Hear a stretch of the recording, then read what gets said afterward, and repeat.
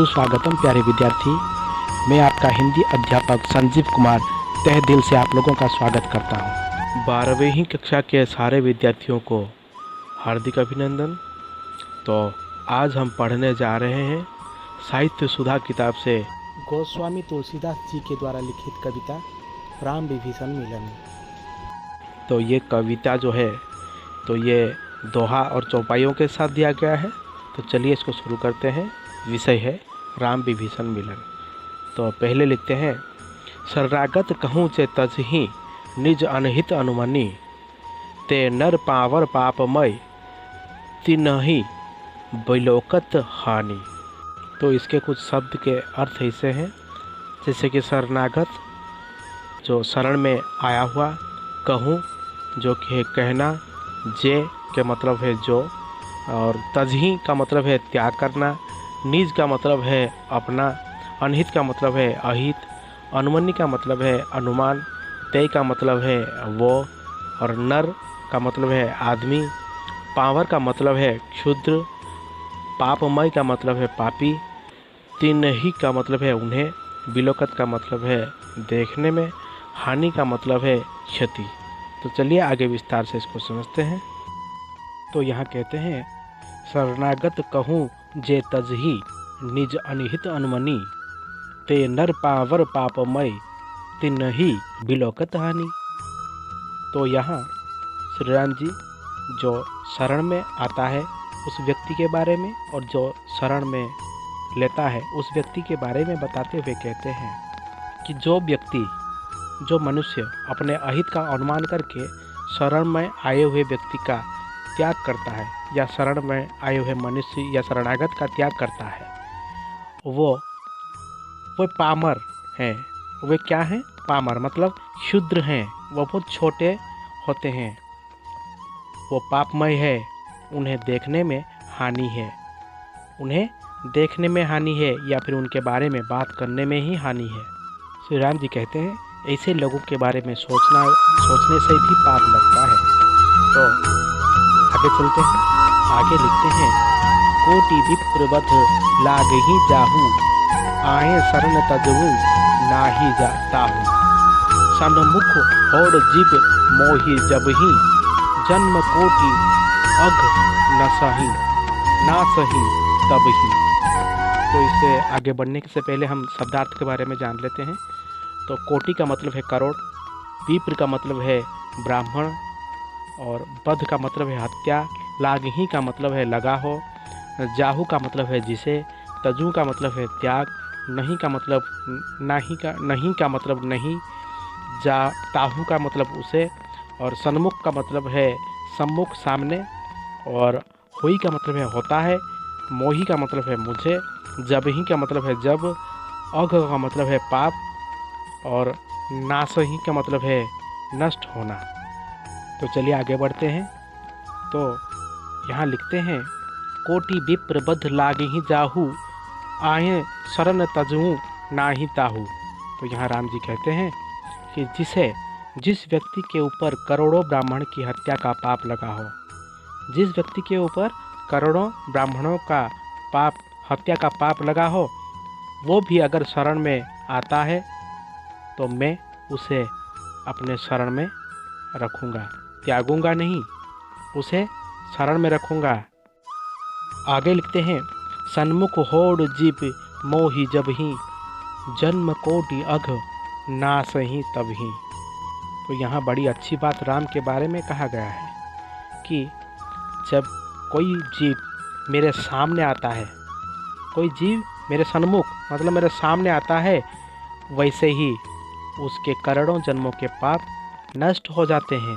मेरे सामने आते ही उसके करोड़ों जन्मों के पाप जो है नष्ट हो जाते हैं। इसीलिए तो कहते हैं कि जन्म कोटि अघ नासहि तबहि, सारे जन्मों के पाप जो है वो धुल जाते हैं। आगे लिखते हैं, पापवंत कर सहज स्वभाव, भजन मोर तो ही भावना काऊ, जो पे दुष्ट हृदय सोई होई, मारे सन्मुख आव की सोई। यहाँ पापवंत का मतलब होता है पापी, और सुभाव का मतलब है स्वभाव, भजनु का मतलब है भजन, मोर का मतलब है मेरा, तेही का मतलब है उसे, और भाव का मतलब है भाता है, जौ का मतलब है वह, सोई का मतलब है वह, और आव का मतलब है आता। तो चलिए आगे इसको विस्तार से समझते हैं। पापवंत कर सहज स्वभाव, भजन मोर ते ही भावना काऊ। अर्थात पापियों का यह सहज स्वभाव होता है कि उनको मेरा जो भजन है, मेरा नाम है, उन्हें कभी नहीं भाता या फिर उन्हें कभी नहीं सुहाता, उनको कभी अच्छा नहीं लगता।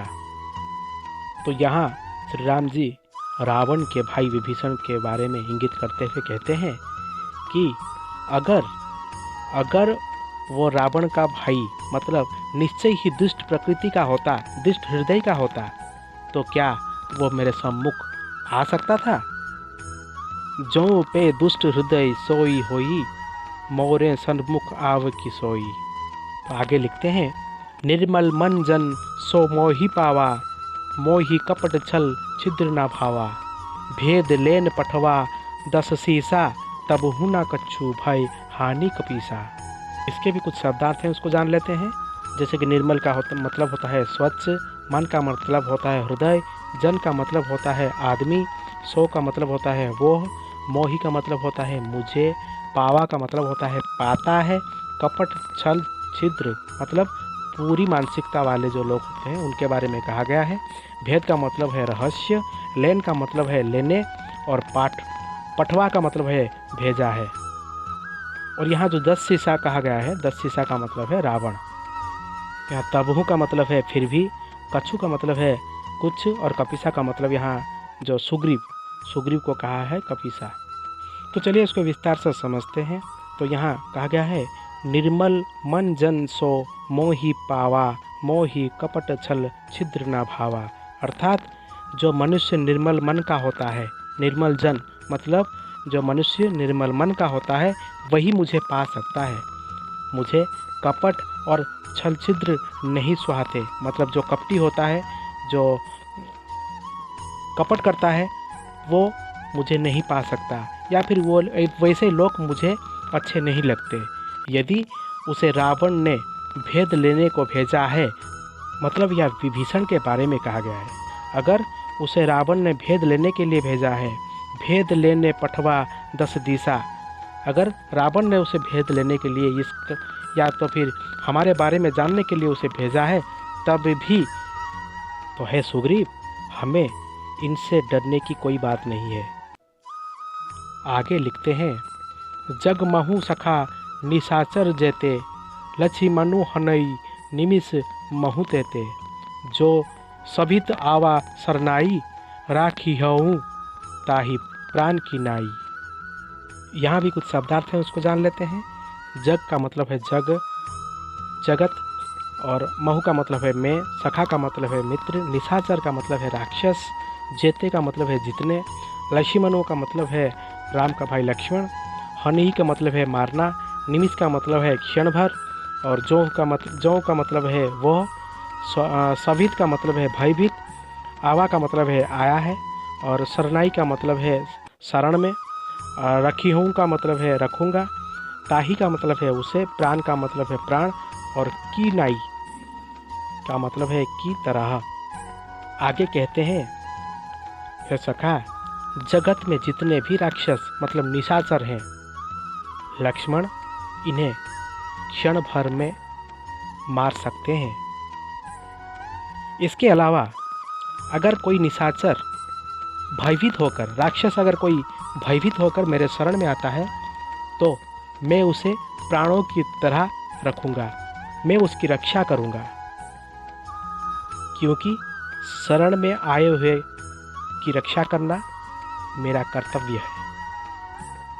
तो प्यारे विद्यार्थी, आज के लिए इतना ही। आगे का हम अगले क्लास में पढ़ेंगे। तब तक के लिए हमें इजाज़त दीजिए। धन्यवाद। घर पर रहिए, सुरक्षित रहिए।